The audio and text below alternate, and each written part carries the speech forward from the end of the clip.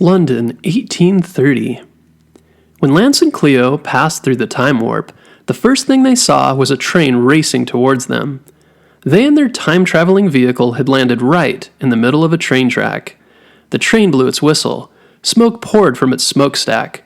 Through their windshield, Lance and Cleo saw the train driver waving his arms. Lance slammed his foot on the gas and turned the vehicle.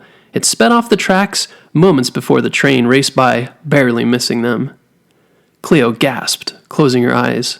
Lance stopped the vehicle and looked back at the passing train, just glad to be alive. "What just happened?" Cleo exclaimed. She was still shaking. Lance looked at the computer screens on the dashboard.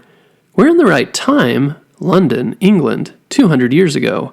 We just landed in the very wrong spot." "You're telling me," Cleo said. Lance drove the time-traveling vehicle down a grassy slope, further from the train tracks. Above, the sky was gray and cloudy, hiding the sun. Raindrops splattered on the windshield. Lance saw woods up ahead and drove the vehicle to a spot where he could park it safely out of sight. Lance and Cleo were secret agents and part of a special organization called the Explorer Society. But Lance and Cleo were only their secret agent names. Cleo named herself after the famous Egyptian queen, Cleopatra. Lance was short for Lancelot, after one of the fictitious Knights of the Round Table from the Arthurian legend. As part of the Explorer Society, their mission was to travel through time to stop crimes from being committed. Only a few hours earlier, they were at the Explorer Society headquarters, listening as their section commander prepared them for the mission. "Reports are in that important plans have been stolen from the scientist and inventor James Watts," Colonel Gruff said. He was stocky with a blue jacket and full black beard. "You will travel to 19th century London during the height of the Industrial Revolution to track down the burglar and return the plans to Mr. Watts. Also, an important part of every Explorer Society mission is to collect data about the time period and places you visit. Be sure to use the cameras built into your special glasses to record everything you see and hear." "Yes, sir," Lance and Cleo said to Colonel Gruff. They were both 14 years old and had been secret agents for the Explorer Society for 2 years. But how they came to join is another story for another day. Fast forward to Lance and Cleo in the van in 19th century London. Cleo climbed out the front seat of the time-traveling van and Lance followed. They walked through the spacious map room and into the dressing room. Each had their own closet with specific costumes inside. For Lance, it was brown trousers, a black coat, and a small black top hat. Cleo's costume was a dark pink dress with white lace, a white bonnet, and an umbrella. "We'll blend right into 19th century London with these clothes," Cleo said. "And thank goodness someone thought to include the umbrella." She noticed a small red button on the side and was tempted to touch it. "I wouldn't do that," Lance said. "Archie said that's only for emergencies. It's a stun ray and will stop any attacker in their tracks." Archie, short for Archimedes, was a mechanic and inventor for the Explorer Society who took care of their van and prepared all their gear for the missions. Cleo put on her dress and bonnet and white shiny shoes. Lance dressed as well and put on a special silver watch that would also be useful on the mission. Cleo and Lance left the dressing room by climbing down a ladder and then opened a door into the woods. They looked over their all-terrain, time-traveling van. It was red with black, tinted windows and all sorts of antennae and satellites on the top. Instead of wheels, it had large, black tank tracks. This van had accompanied them on many secret missions across the world and across time and had served its purpose again today. They climbed over a log and followed an animal trail up out of the woods. It was still raining. Cleo opened her umbrella. They saw a small dirt road in the distance. Lance looked at his watch. "London is 5 miles north of here." "This is going to be a long walk," Cleo said, lifting her dress to keep the mud off, "especially in this hideous thing." Lance laughed, tipping his hat. "Milady." Cleo stuck out her tongue. After walking down the dirt road for a while, they saw the big city of London in the distance. "What do you know about the Industrial Revolution?" Lance asked Cleo. Cleo loved to read and was well known in the Explorer Society for her smarts and her deep knowledge of history. "The Industrial Revolution was a time of great technological change," Cleo said, "which means it was a time of many big, new inventions that helped get things done faster in England." "Okay," Lance said. "For example, for hundreds of years the only way to make clothing was to use a needle and thread by hand, or the only way to get from one place to another was with a horse and carriage. I got it, Lance said. Cleo continued. But starting in the 1700s, many smart, hardworking inventors, also called engineers, found a way to use machines to do all of this hard work that people used to do. They invented machines that made clothes and machines that would move people around. You mean like that train that almost hit us? Lance said. Exactly, Cleo said. The Industrial Revolution is the time when machines started getting work done instead of people. Less work. I like the Industrial Revolution, Lance said with a smile. Suddenly they heard horses' hooves and jumped off the road just as a horse and carriage raced past, splashing them with mud. Sheesh, Cleo said, wiping mud off her dress. To their surprise, the carriage stopped and the side door opened. A young man peeked out. What are you doing so far from London? We went out for a picnic and got lost. The man said. Picnic in the rain? A very foolish proposition if you ask me. Hurry in before you catch a cold. Lance and Cleo ran up to the carriage and climbed inside. The young man gave them a blanket to dry off. He had dark curly hair and wore a topcoat. Do you often take picnics on a day like this? The man asked. The driver snapped the reins and the carriage started off again. Lance and Cleo looked at each other and shrugged. Well, I've hoped you've learned your lesson. They nodded. The man held his hand out. And well, hello, my name is Charles Dickens. Cleo gasped. You've heard of me then? Of course, Cleo said. Your books. You're a famous author. Charles Dickens chuckled. Well, not very famous yet, but maybe someday. Cleo remembered his books from school. A few she'd even read. You wrote The Christmas Carol, David Copperfield, A Tale of Two Cities. A Tale of Two Cities, he said with a funny look on his face. Not one of mine, but I like the title. Cleo put a hand over her mouth. Lance nudged her in the side. Charles said, I try and write about the simple people of London. We've made great progress with the invention of machines. We get work done faster, and there is more money, but it comes with its problems too. Like what? Lance asked. For example, Charles said, the power loom is a sewing machine that can do the job of 20 women, so it's much faster.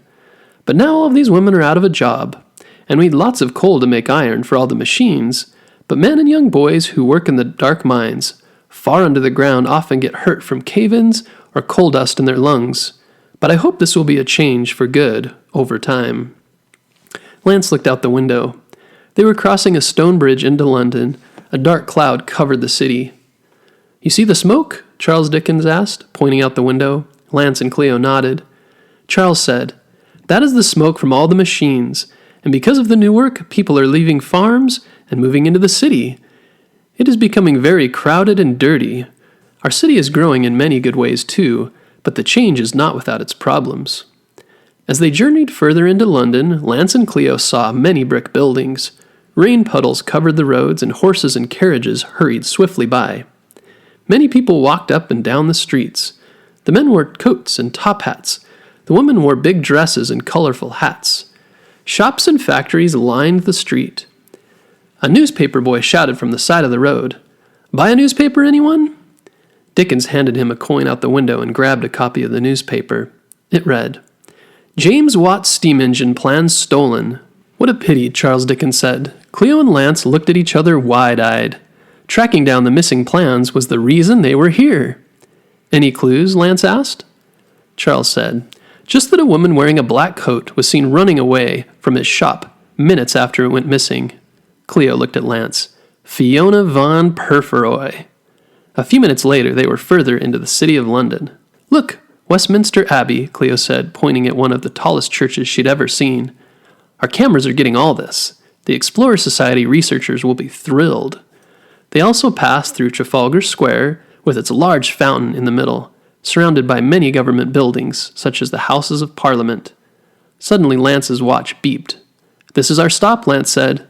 Charles Dickens looked curiously at his watch, then motioned to his driver to stop.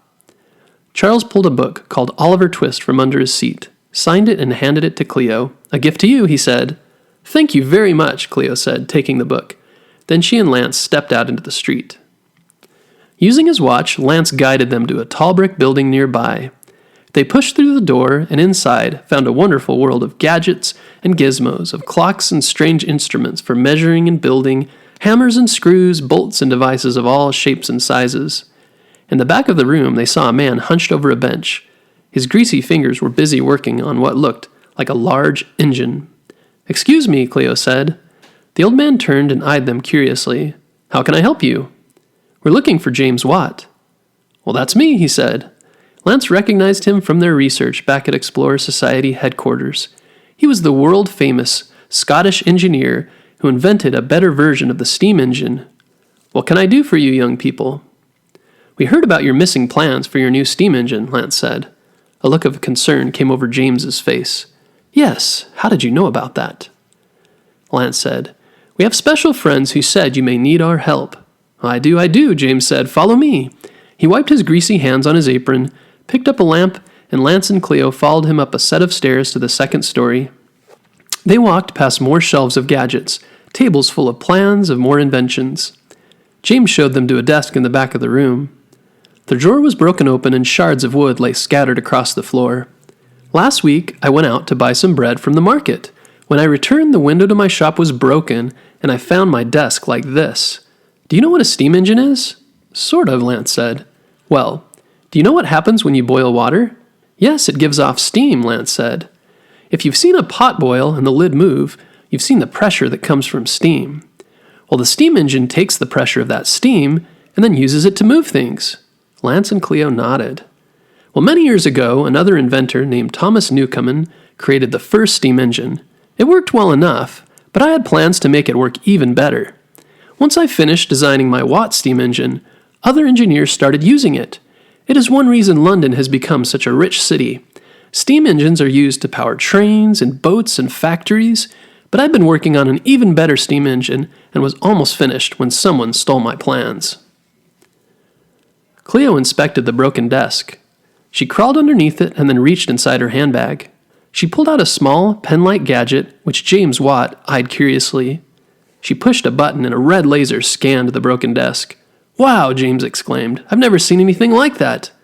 "We're very special investigators," Cleo said.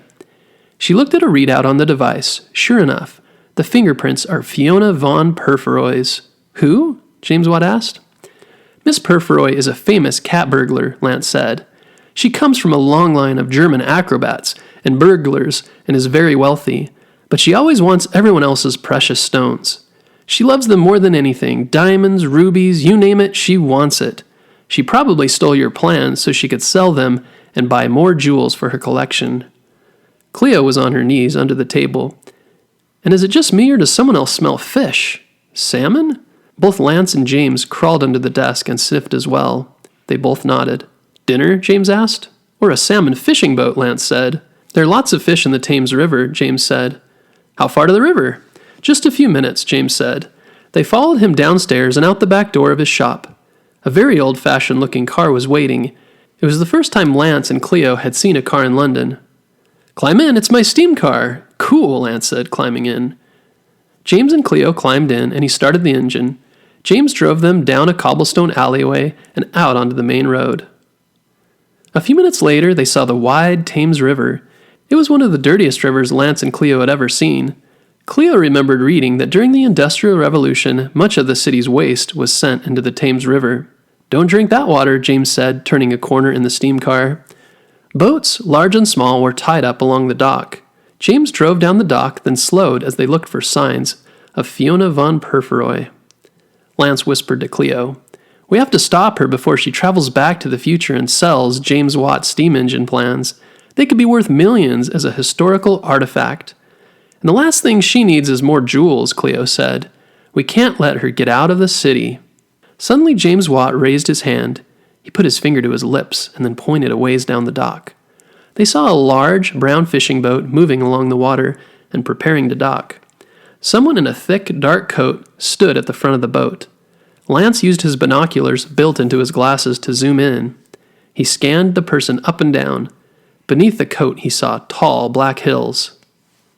"It must be her," Lance whispered. "Wait here while we check it out," Cleo said to James. He nodded and turned off the steam car. Lance and Cleo stealthily moved across the dock and stopped nearby where the boat was docking. They also saw a carriage waiting nearby. When the boat came to a stop, a fisherman tossed a rope to someone waiting near the carriage. They tied off the boat's rope.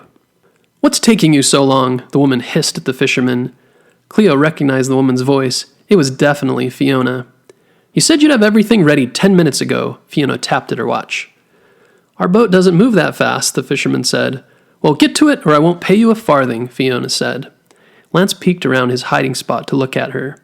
Her hair was black, and she wore a black, wide-brimmed hat. Hanging from her back was a leather, tubular case. "That's got to be Mr. Watt's steam engine plans," Lance whispered. Fiona jumped off the boat and climbed into the carriage, still carrying the leather case. "Move out," she yelled at the driver. He snapped the reins and the carriage lurched forward, now racing across the dock and up towards the street. Lance and Cleo ran up the street where James Watt was waiting with the steam car. They jumped into the seat beside him and they took off after the carriage. Within a few seconds, the steam car caught up to Fiona von Purfoy's carriage. She looked out the back window of the carriage and saw them. Lance and Cleo tried to hide their faces, but she knew exactly who they were. Secret agents of the Explorer Society.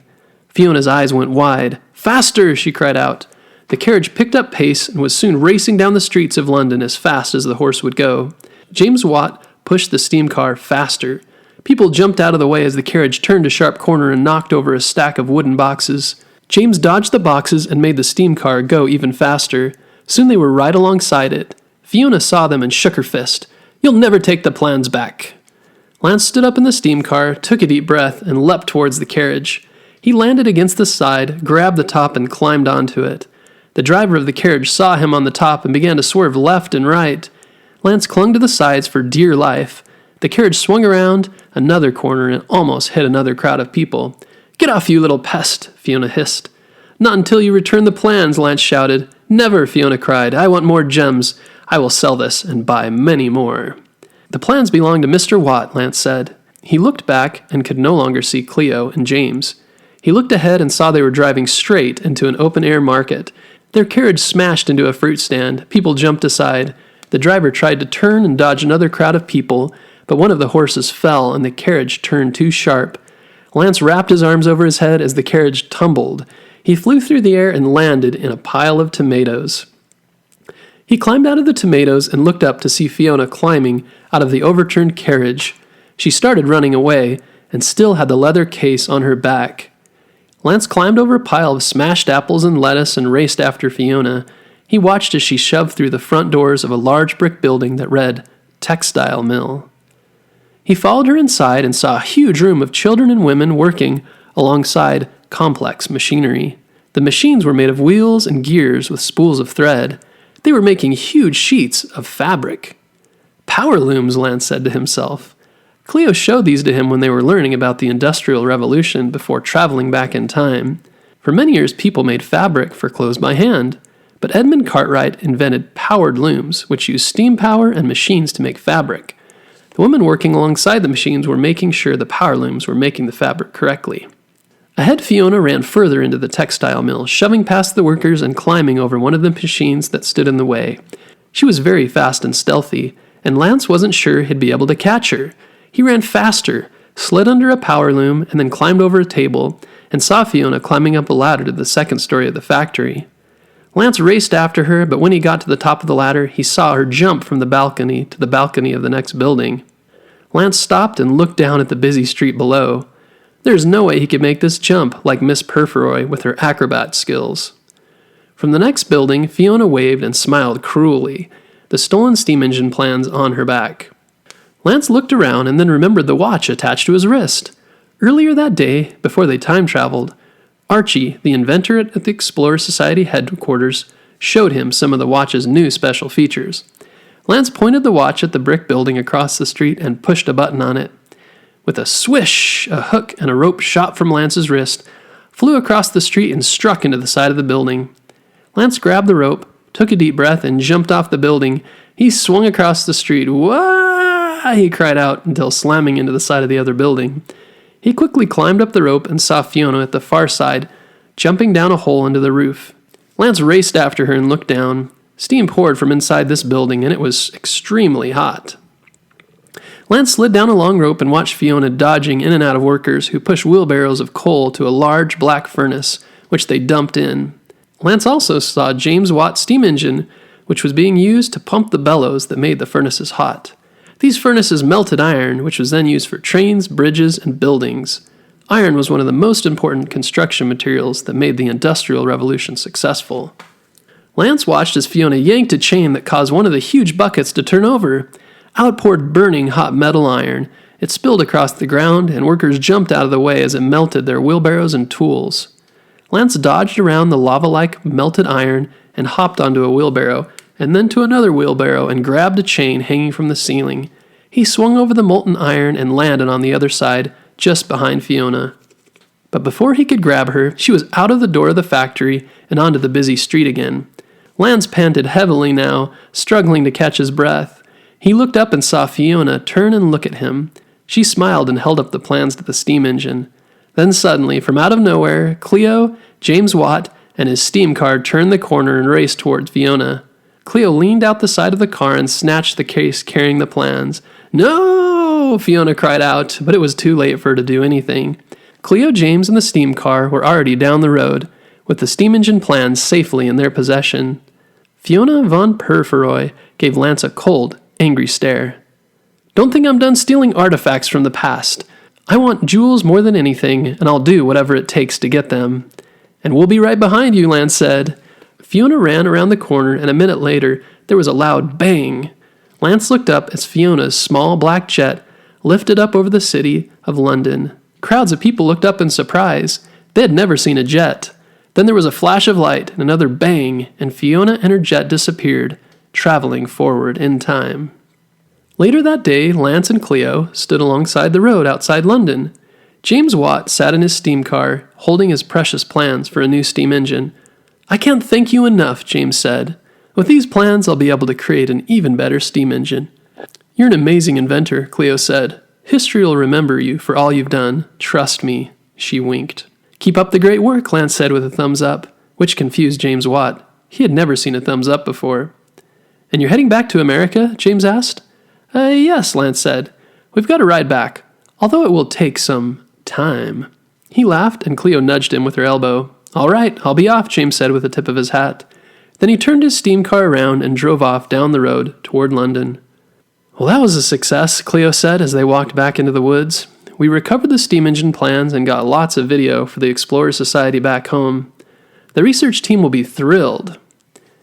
Cleo and Lance found their all-terrain, time-traveling van hiding behind a row of trees and climbed up the side through a small door.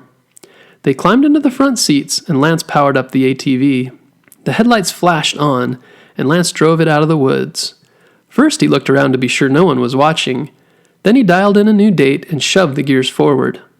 The ATV began to rumble and spark, and in a flash of multicolored light, Lance, Cleo, and the ATV raced forward in time. When the time jump finished, they looked out the windows and saw what looked like mist or clouds. Lance yelled. The time-traveling vehicle was falling through the sky. Lance flipped a switch, and its wheels retracted and wings sprouted from the side. He shoved another gear, and jet engines lit up, and soon they were no longer falling. Clouds disappeared, and soon they were flying over the ocean. No land was visible in any direction. Cleo looked down and saw the glittering blue ocean and a pod of dolphins frolicking along the surface. A few minutes later, an island came into view. It was surrounded by mountain peaks covered with lush green trees. Lance guided the ATV down toward the island, then over the green peaks and into the center of it, where a wide valley lay. In the middle of the valley was a complex of many silver, shining buildings and a runway for the aircraft. Lance landed the ATV, turned off the engines, and climbed out with Cleo by his side. Colonel Gruff, the mission commander, and Archie, the mechanic and inventor, waited for them. Archie was short and wearing a red jumpsuit with work goggles on his head. Lance gave Archie a high five. "Nice work, agents," Colonel Gruff said, stroking his black beard. "You've stopped Fiona von Purfuroy, but she'll be back. Go back to your quarters to eat, and a good night's rest, but I'm afraid to say your break won't last long." "Really?" Cleo said. "There are reports of another time-traveling criminal stealing famous artifacts." "Where?" "Ancient Egypt," Gruff said. "Yes," Cleo said. Colonel Gruff gave her the eye. "I mean, that's terrible. We better get on that quick." Lance and Cleo raced back to their bunks to get some sleep before their next adventure began.